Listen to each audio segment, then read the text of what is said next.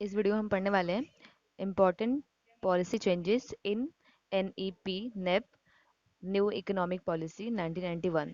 इसके पहले हमने नेप क्या होता है 1991 उसमें कौन कौन सी पॉलिसीज आई थी वो पढ़ लिया है इसके पहले वाले वीडियो में।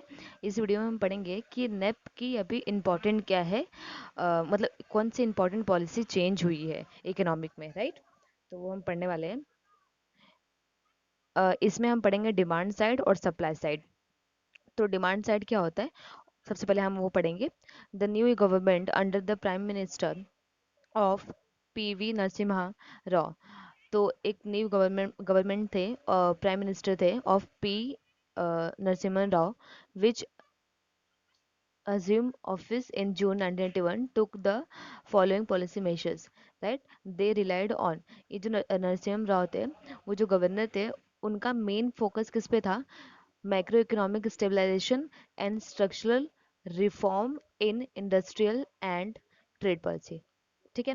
ये जो नरसिम्हा राव थे, उनका मेन फोकस था कि मैक्रो इकोनॉमिक को स्टेबल करना।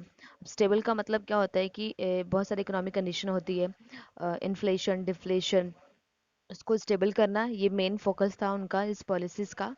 और सेकंड क्या था? Structural reform. जो इंडस्ट्रियल पॉलिसी है, जो इंडस्ट्रियल ट्रेड पॉलिसी थी, उसमें बहुत सारी चेंजेस करना, क्योंकि उस पॉलिसी की वजह से इकोनॉमिक ग्रोथ नहीं हो रहा था। तो 1991 के बाद नरसिम्हा राव ने बहुत सारे रिफॉर्म और पॉलिसीज़ निकाली। Together the policies are popularly termed at LPG. ठीक है। उसके बाद ये जो पॉलिसी आई वो क्या है? एलपीजी। एलपीजी का मतलब क्या? एलपीजी कब लॉन्च हुई थी? 1991 में। इसका मतलब क्या होता है कि liberalization, privatization, and globalization trade policies as they resulted in the liberalization, privatization and globalisations of Indian economic. तो 1991 के बाद ये जो एलपीजी पॉलिसी आई, उसकी वजह से डिमांड साइड और सप्लाई साइड। डिमांड साइड में क्या होता है? जो कस्टमर्स वगैरह होते हैं, जिसकी वजह से इन्फ्लेशन आता है, फिजिकल करेक्शन, ये सारे डिमांड साइड में आते हैं। और डिमांड साइड और सप्लाई साइड में बहुत सारे इम्प्रूवमेंट आए हैं, क्योंकि पॉलिसी चेंज हुई। जो पहले पॉलिसी थी वो 1991 के बाद बहुत सारी पॉलिसीज चेंज आई, बहुत सारी पॉलिसी में चेंजेस आए, और उस पॉलिसी में चेंजेस लाना बहुत ज़रूरी था, राइट। तो these measures are short-term measures aimed at demand management to return to low and stable inflation। ठीक है। तो ये जो शॉर्ट टर्म मेजरमेंट था, उसका मेन फोकस किस पे था? डिमांड साइड पे था, डिमांड मैनेजमेंट करने पे। मतलब क्या? कि इन्फ्लेशन क्या करना? स्टेबल करना, बेसिकली इन शॉर्ट इन्फ्लेशन को स्टेबल करना, इन्फ्लेशन को कम करना। तो यही एक इम्पॉर्टेंट थी पॉलिसी चेंज करने की। And sustainable physical and the balance of payment. देखो, सस्टेनेबल फिजिकल मतलब जो फिजिकल पॉलिसी है, जो फिजिकल पॉलिसी मतलब क्या होता है? जो टैक्स से रिलेटेड होती है, जो गवर्नमेंट फ्रेम करती है, उसमें भी क्या होना चाहिए? सस्टेनेबिलिटी होनी चाहिए। सस्टेनेबिलिटी का मतलब क्या होता है? सॉल्वेंसी होनी चाहिए। गवर्नमेंट के पास इनफ रेवेन्यू होना चाहिए कि कोई भी इमरजेंसी केस आ जाए तो वो उसको हैंडल कर सके, राइट। और balance of payment. Balance of payment क्या होता है? ये ऐसा एक अकाउंट होता है जिसमें एक्सपोर्ट और इंपोर्ट से जो भी रिसिप्ट और पेमेंट आते हैं, वो सारे रिकॉर्ड किसमें? बैलेंस ऑफ पेमेंट में होता है। तो इसको स्टेबल करना मतलब कि एक्सपोर्ट और इंपोर्ट का होना चाहिए, इक्वल होना चाहिए। तो ये सारी चेंजेस कैसे होंगे? पॉलिसी में जो चेंजेस हुए 1991 के बाद, उसकी वजह से होंगे। The measures consider of the following: control of inflation. ठीक है। फर्स्ट मेजर क्या लिया गया? फर्स्ट चेंजेस क्या लिए गए पॉलिसी में? Control of inflation. इन्फ्लेशन को क्या करना? कंट्रोल करना। फिजिकल करेक्शन, जो फिजिकल पॉलिसी बनी हुई है उसको करेक्ट करना, क्योंकि उस पॉलिसी से ज़्यादा डेवलपमेंट नहीं हो पा रहा था। तो 1991 के बाद नरसिम्हा राव ने बहुत सारे चेंजेस फिजिकल करेक्शन में भी किए, और improvement in the balance of payment and position, right. और जो बैलेंस ऑफ पेमेंट था वो अच्छा नहीं था 1991 के पहले, जिसकी वजह से इकोनॉमिक ग्रोथ नहीं कर रही थी। तो बैलेंस ऑफ पेमेंट को भी इम्प्रूव किया नरसिम्हा राव ने, बहुत सारी पॉलिसी को लॉन्च करके, बहुत सारी पॉलिसीज़ निकाली, बहुत सारी पॉलिसीज़ के मेजर्स किए। अब कंट्रोल ऑफ इन्फ्लेशन में कुछ डेटाज वगैरह दी गई हैं कि पहले क्या था और उसके बाद क्या होगा। तो ये सब आप रीड करेंगे। A combination of policies such as physical and monetary policies were undertaken to bring down the high inflation rate. ठीक है। तो देखो, कॉम्बिनेशन किसका? Physical policy. हमारी इकोनॉमी में कितनी पॉलिसी होती है? दो, फिजिकल पॉलिसी और मॉनेटरी पॉलिसी। तो फिजिकल पॉलिसी कौन फ्रेम करता है? गवर्नमेंट। और मॉनेटरी पॉलिसी कौन फ्रेम करती है? हमारी आरबीआई, ठीक है, Reserve Bank of India, were undertaken to, ये दोनों पॉलिसीज को मिला के मेन एम क्या था कि इन्फ्लेशन रेट को क्या करना, स्टेबल करना, लो करना, कम करना, ठीक है। Physical deficit was brought down from, और फिजिकल डेफिसिट कितना हुआ था, 7.7 था, उसको कम किया गया ऑफ जीडीपी इन 1919 और 91 टू 4.9% इन 95, ठीक है। देखो 1991 के पहले कितना था, ये फिजिकल डेफिसिट 7.7% था, उसको कम किया गया कितना, 4.9% किया गया इन 1995 टू 1996। ये कैसे हुआ, ये कॉम्बिनेशन जो पॉलिसी चेंजेस हुई थी, नरसिम्हा राव ने जो पॉलिसी चेंजेस किया था, उस पॉलिसी को यूज करके इन्फ्लेशन कम किया गया, राइट। और पॉलिसी फिजिकल पॉलिसी और मॉनेटरी पॉलिसी को कंबाइन करके RBI continued with the tight monetary policy aimed at making borrowing costlier by raising the bank rate, ठीक है। आरबीआई ने क्या किया, बहुत सारे ऐसे, क्योंकि देखो अगर इन्फ्लेशन है तो मतलब लोगों के पास डिमांड बहुत ज़्यादा है, लोगों के पास पैसे बहुत ज़्यादा है, तो लोग अगर डिमांड ज़्यादा करते हैं तो इन्फ्लेशन बढ़ जाता है, तो आरबीआई को कैसे भी करके लोगों की डिमांड कम करनी पड़ती है। तो आरबीआई ने क्या किया, अब मॉनेटरी पॉलिसी जो भी होती है उसको यूज़ करके क्या किया उन्होंने, बोरोइंग कॉस्ट, जो बोरो करते हैं बैंक से उसको क्या किया, बहुत महंगा बना दिया। अब महंगा कैसे बना दिया, जो बैंक रेट होता है उसको क्या किया, बढ़ा दिया। बैंक रेट एक ऐसा रेट है जब आर कमर्शियल बैंक आरबीआई से लोन लेती है, उस रेट को, क्योंकि अगर कमर्शियल बैंक आरबीआई से लोन लेगी तो उसको इंटरेस्ट रेट पे करना पड़ेगा, तो उस इंटरेस्ट रेट को हम बोलते हैं बैंक रेट। तो आरबीआई क्या करती है, उस बैंक रेट को बढ़ा देती है, क्यों, अगर बैंक रेट को बढ़ा देगी तो कमर्शियल बैंक को भी ज़्यादा पे करना पड़ेगा इंटरेस्ट रेट, अगर कमर्शियल बैंक को ज़्यादा पे करना पड़ेगा इंटरेस्ट रेट, तो जो कस्टमर जो है, जो डिपॉजिट करते हैं बैंक, कमर्शियल बैंक के पास, तो वो भी अगर लोन लेंगे तो उनको भी कमर्शियल बैंक ज़्यादा चार्ज करेगी, तो उनका लोन लेना बंद हो जाएगा, कम हो जाएगा, राइट। इस तरह डिमांड कंट्रोल में हो जाएगा, अगर डिमांड कंट्रोल में हो जाएगा तो इन्फ्लेशन भी कंट्रोल में हो जाएगी, राइट। तो ये ऐसे सारे पॉलिसीज का यूज़ करती थी monetary policy. CRR, cash reserve ratio, NSLR, इसको भी क्या करती थी, बढ़ाती थी। ये जो टर्म है सीआरआर क्या होता है कि एक ऐसा एक रिजर्व होता है जो हर कमर्शियल बैंक को आरबीआई के पास 4% रखना पड़ता है हर डिपॉजिट का, जितना भी डिपॉजिट उसके पास आता है कमर्शियल बैंक के पास, उसमें से 4% वो रिजर्व रखती है आरबीआई के पास, ठीक है। वो सी आर आर है। और एसएलआर क्या होता है, एक ऐसा ये होता है एसएलआर, स्टैट्यूटरी लिक्विडिटी रेशियो, ये भी एक तरह से रखा जाता है रिजर्व करके, बट वो मतलब इंस्ट्रूमेंट में होता है या फिर गोल्ड में होता है, राइट। और ये किस में होता है, सीआरआर कैश में होता है, ठीक है। तो ये सारे जो रेट होती है ना, वो बढ़ा देती है आरबीआई, क्यों, क्योंकि उसको डिमांड कंट्रोल में करना रहता है, क्योंकि इन्फ्लेशन रहता है, ठीक है।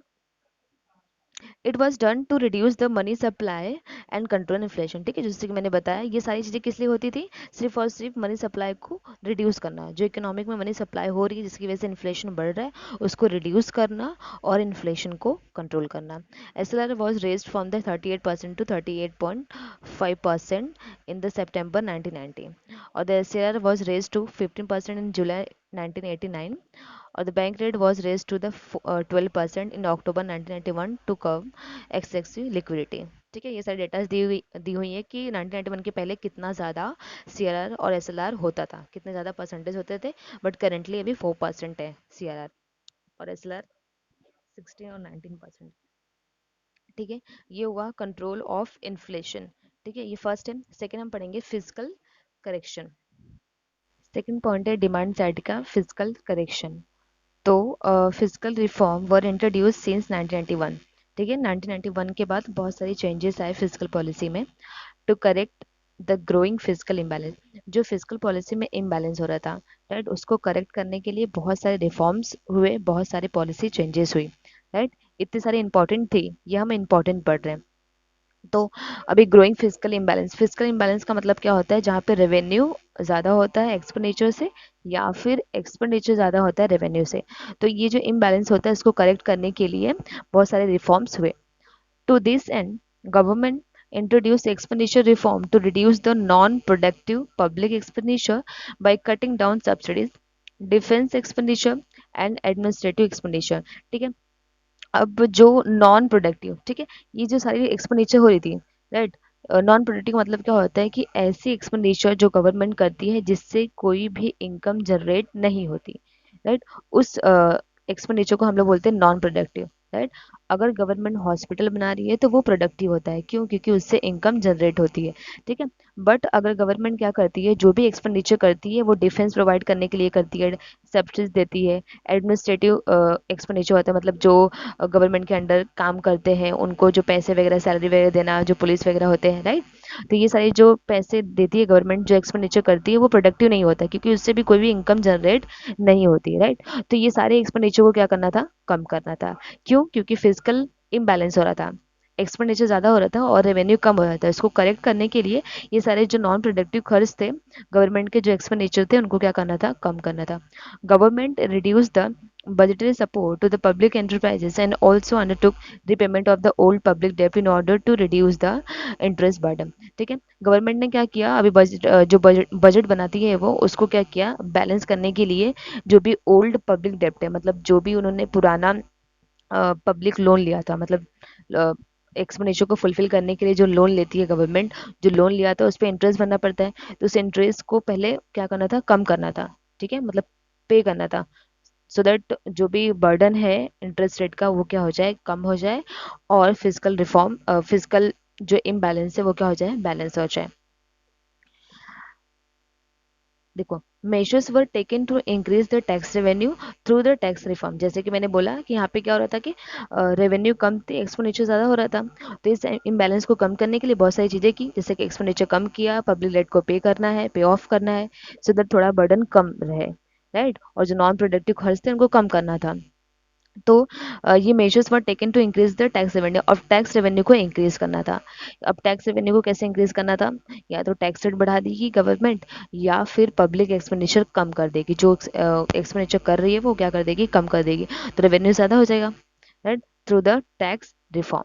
अब टैक्स रिफॉर्म में बहुत सारे चेंजेस आते हैं, राइट।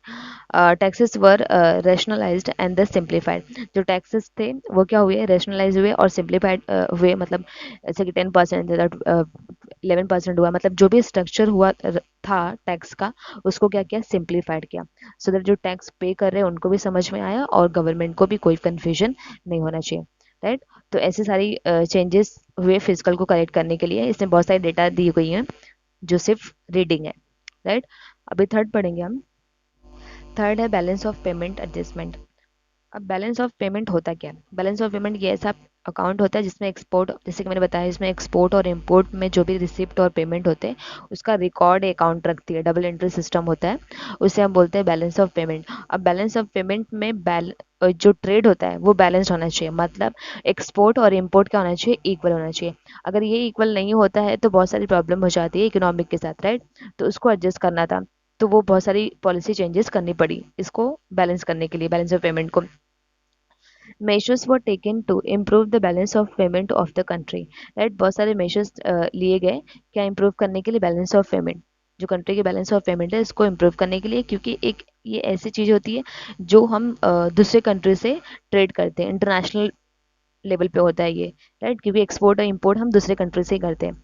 तो अगर हम एक्सपोर्ट इंपोर्ट कर रहे हैं और इंपोर्ट ज़्यादा कर रहे हैं और एक्सपोर्ट कम कर रहे हैं, तो ये हमारा जो बैलेंस ऑफ पेमेंट होता है वो होता है डेफिसिट हो जाता है, राइट। क्योंकि हम लोग बहुत ज़्यादा इंपोर्ट कर रहे हैं, लोग सामने वाले कंट्री को ज़्यादा पेमेंट दे रहे हैं, राइट। और रिसिप्ट जो होता है, एक्सपोर्ट जो कर रहे हैं हम लोग वो कम कर रहे हैं, तो अगर पेमेंट ज़्यादा होता है रिसिप्ट से तो ये डेफिसिट कहलाता है, राइट। तो ये सारी चीज़ें, पेमेंट कब होता है, इंपोर्ट से, और रिसिप्ट किससे होता है, एक्सपोर्ट से। तो ये सारी चीज़ों को करेक्ट करने के लिए बहुत सारे रिफॉर्म्स किए गए।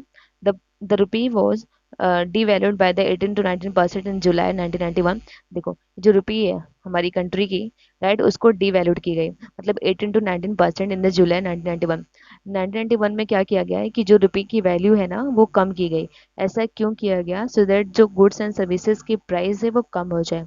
अगर गुड्स एंड सर्विसेज की प्राइस जो हमारी कंट्री की वो कम हो जाएगी तो एक्सपोर्ट अपने आप बढ़ जाएगा। ऐसा क्यों? क्योंकि अगर मेरी कंट्री में जो गुड्स एंड सर्विसेज सस्ते में मिलेंगे तो दूसरी कंट्री हमारी कंट्री से इंपोर्ट करेगी। अगर दूसरी कंट्री हमारे कंट्री से इंपोर्ट करेगी तो एक्सपोर्ट और इंपोर्ट बढ़ जाए, एक्सपोर्ट जो हमारी कंट्री का बढ़ जाएगा। और यही एम है बैलेंस करने का, क्योंकि इंपोर्ट बहुत ज़्यादा हो रहा था, एक्सपोर्ट कम था, राइट। तो रुपये को क्या किया गया, डीवैल्यू किया गया, राइट। इसे हम बोलते हैं डीवैल्यूएशन मेथड, जैसे कि मैंने फोर्थ सेम में पढ़ाया होगा, ये फिफ्थ सेम में है। तो इसको सिर्फ एक लाइन दिया है, फोर्थ सेम में मैंने इसको डिटेल में पढ़ाया है, वीडियोस बनाया है, तो मैं बता दे रही हूँ ऊपर से सिर्फ। डिवैल्यूएशन मेथड बोलते हैं इसको, मतलब क्या, गवर्नमेंट जो होती है वो रुपये की वैल्यू क्या करती है, कम करती है, सो दैट एक्सपोर्ट बढ़ सके।